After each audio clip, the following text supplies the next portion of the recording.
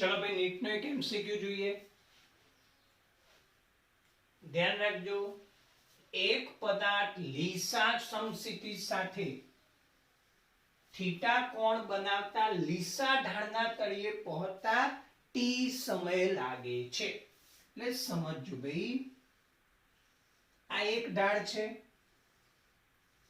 આ બીજો ઢાળ છે આ સપાટી લીસી છે આ ખરબચડી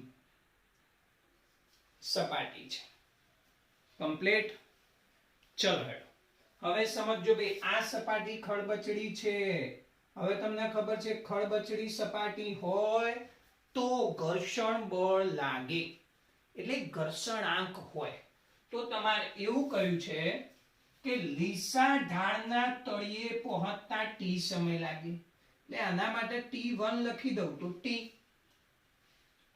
જો સમતલ ખરબચડું હોય તો t2 બરાબર 2t એટલે કે તમે પદાર્થને અહીંયાથી મૂકી દો ભાઈ પદાર્થને અહીંયાથી મૂકી દો એટલે તમને ખબર છે પ્રારંભિક વેગ v0 0 હોય ફરીથી પ્રારંભિક વેગ v0 0 હોય બંનેમાં પણ આ લીસી સપાટી છે એટલે પદાર્થ અહીંયા ઝડપી આવે જ્યારે અહીંયાથી અહીંયા આવતો સમય થોડો વધારે લાગે આટલું તો આપણને બધાને ખબર છે કમ્પ્લીટ હવે આ સપાટી એક જ છે એટલે આનું અંતર હું d1 બરાબર d લઈ લઉં તો આ પણ d2 બરાબર પણ d જ છે ચલો હવે શાંતિથી સમજીએ કમ્પ્લીટ તો પહેલા મને એમ કહો કે આ પદાર્થ અહીંયાથી અહીંયા વચ્ચે કોઈ જગ્યાએ આવે આ ખૂણો આપણને θ આપેલો છે તો આપણને ખબર છે કે અહીંયા ભઈ વજન બળ mg લાગે તો સાહેબ અહીંયા θ લાગતો તો અહીંયા mg cos θ આ બાજુ જવું તો mg sin θ કમ્પ્લીટ અને આ લીસી સપાટી છે એટલે પાછળ ઘર્ષણ બળ લાગશે નહીં કમ્પ્લીટ એટલે ચલો એડો હું લીસી સપાટી માટે લખું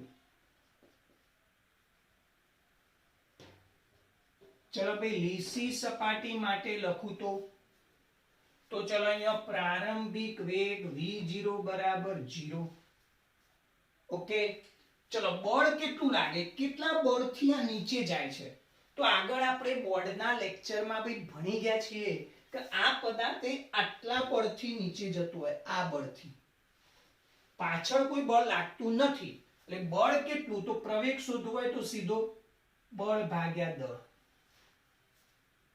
થાય કે ના થાય હા કે ના કમ્પ્લીટ હવે તમને એમ થાય સાહેબ આ પ્રવેગને શોધવાની કેમ જરૂર પડી તો ચલો હું તમને અહીંયા સમજાવી દઉં આપણને ખબર છે કે આપણે શોધવું છે મ્યુ એના માટે આમાં કંઈક સરખાવવું પડે અને એમસીક્યુ માં યાદ રાખવાનું હંમેશા જે સરખું હોય સરખાઈ દેવાનું હવે મને સરખું શું લાગે કે સાહેબ અહીંયા તો સરખાવા જઈએ અહીંયા લખી દો કहीं સરખાવા જઈએ તો d1 બરાબર d2 છે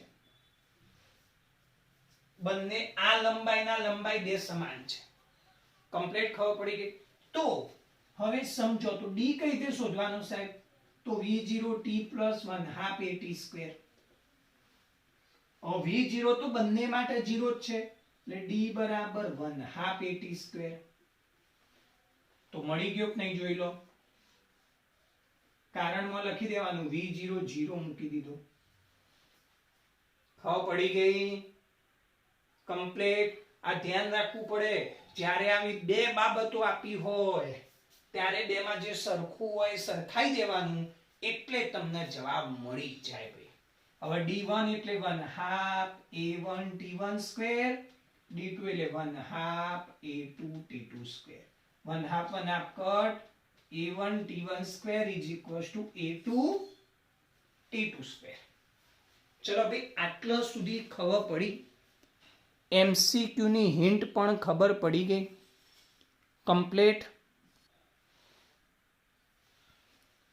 જોઈ લો ખબર પડી ગઈ ભાઈ d v0t + 1/2 at2 v0 અહીંયા 0 મૂકી દો એટલે 1/2 at².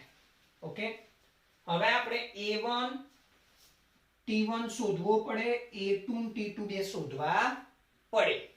હવે a એટલે પ્રવેગ, પ્રવેગ એટલે દળ, બળ ભાગ્યા દળ. ચલો બળ કેટલું લાગે છે? તો mg sin θ, તો a1 = mg sin θ upon m. mm cut એટલે a1 = g sin θ. અને મેં તમને પહેલા સમજાયેલું છે ભાઈ, પહેલા આ જે બળ હોય ને એમાંથી આ m કાઢી નાખો એટલે આ જે વધુ એક પ્રવેગ કહેવાય. ચલો આમાં a1 મળી ગયો, t1 તો આપણને ખબર જ છે t. ચલો હવે આ જ વસ્તુ હું ખરબચડી સપાટી માટે લખું.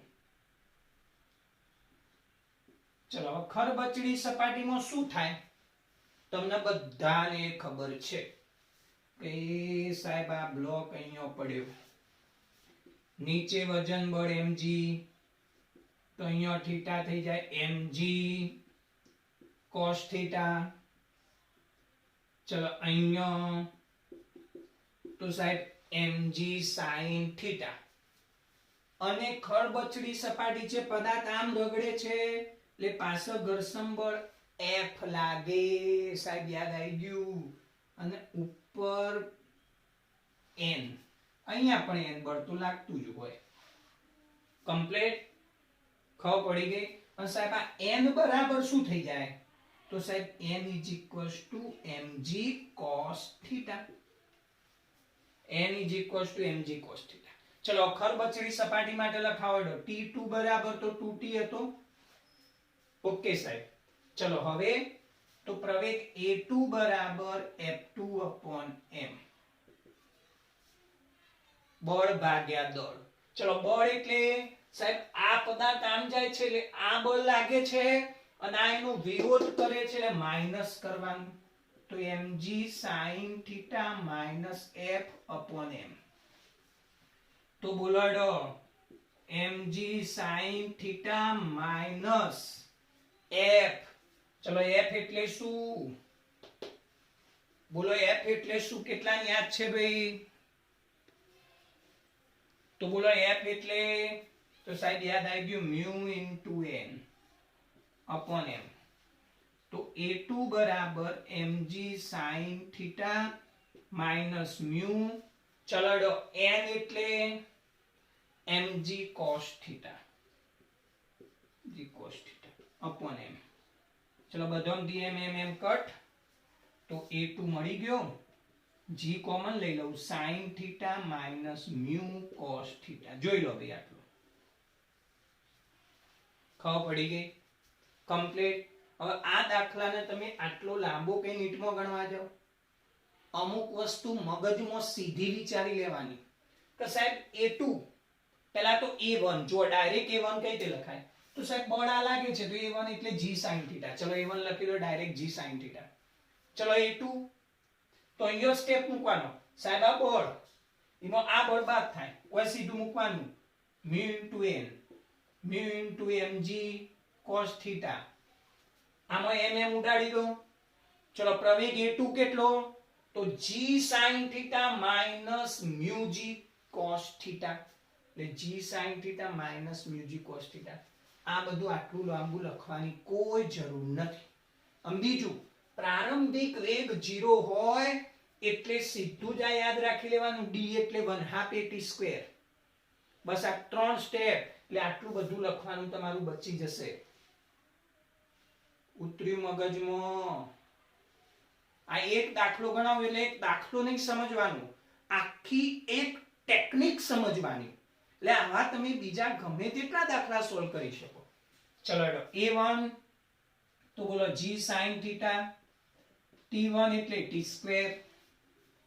ચલો a2 એટલે બોલો g sin θ minus mu cos θ into t2².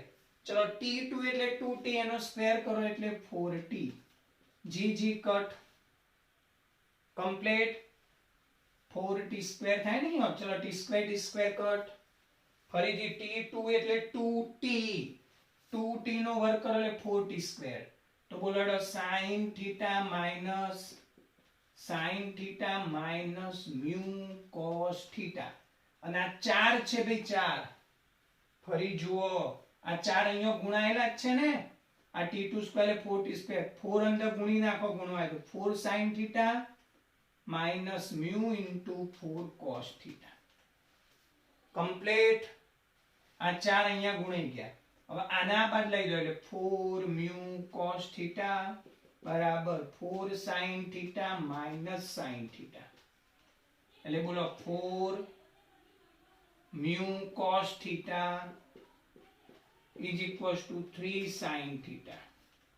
ચલો આના બાદ લઈ જાઓ તો મ્યુ બરાબર 3 sin theta upon 4 cos theta, તો mu is equals to 3/4 tan theta. ચલો ભાઈ નોટ ડાઉન કરી દો. આટલું તો પડી ગઈ ને એમસીક્યુ માં દરેકને. ઓકે.